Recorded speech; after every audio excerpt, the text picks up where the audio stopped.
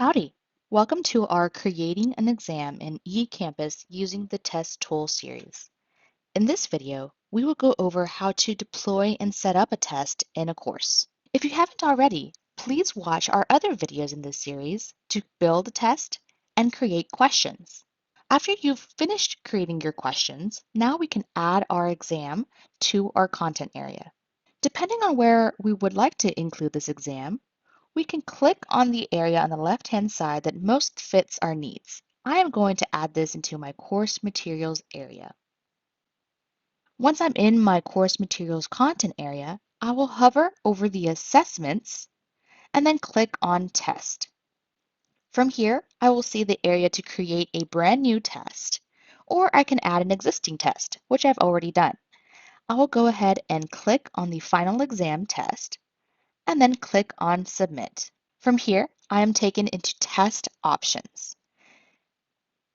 The name is already pre-filled for me using whatever I included in the final exam test that I created before. Under the content link description, it is also pre-filled with the information I provided when I set up my exam. I can edit this as I see fit for this course.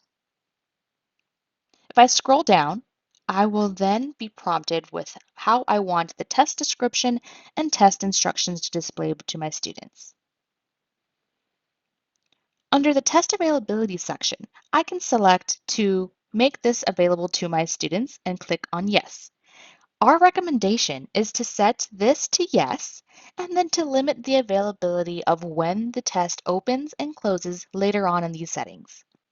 You will have to manually change this from no if you leave it at no whenever you are creating your exam. To save you that time later and have it automatically open and close for you, please mark it to yes. You can also add a new announcement for this test. If you click on the Yes button, it will create an announcement for you as soon as you submit this exam. You can choose whether or not you want to allow your students to have multiple attempts on this test. If this is a high-stake exam, like a final exam, you may not want to include multiple attempts. If this is a lower-stake exam, you may choose to allow multiple attempts. To do this, you will click on the checkbox right next to the multiple attempts, and then select whether or not you want unlimited or the number of attempts. In the box that appears next to the number of attempts, you can type in the number of attempts you would like. Below there, you are given the option of which grade you would like to keep for your attempts. If you click on this drop-down menu, you can select what grade you would like to score. It is recommended if you have more than one attempt to select the highest grade so that the student's highest grade will be recorded.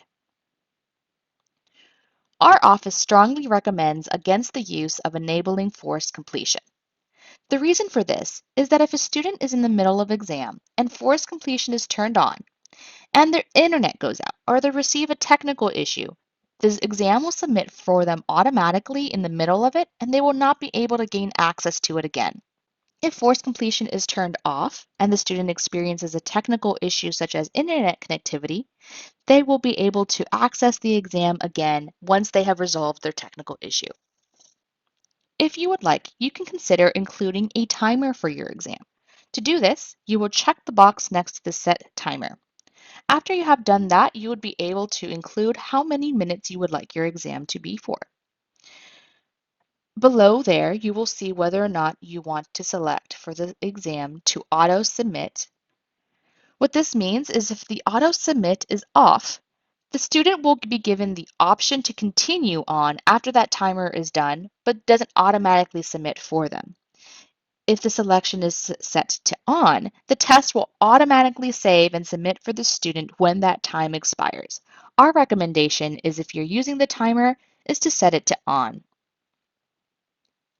Another note is that if you have any students that require test availability exceptions, such as disability accommodations, you can set everyone else with their usual time here in this timer, and then you can make special accommodations for them later on in this settings.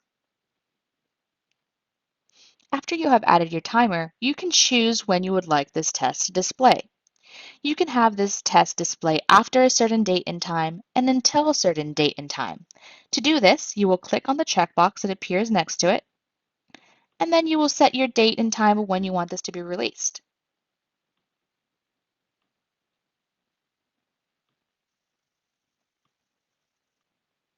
This area is considered to be called the availability window. That means students can access this exam from any time frame in this chunk of time. As an example, you may consider that you want your students to access the exam anytime between a certain weekend. But if you're giving a final exam during a final exam schedule, you may want to limit the availability window to only be about 10 to 15 minutes so that the students can access the exam and finish in the adequate time.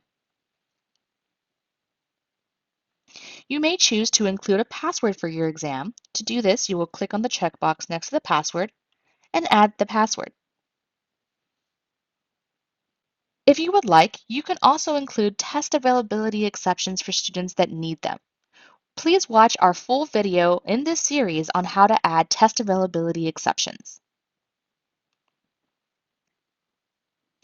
You can choose to have a due date for your exam.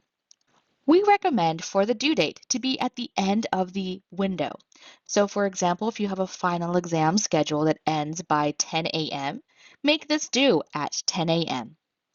Anything that is submitted after this time would be marked as late for you to view in your grade center. To do this, you will click on the checkbox next to due date and then select the due date time.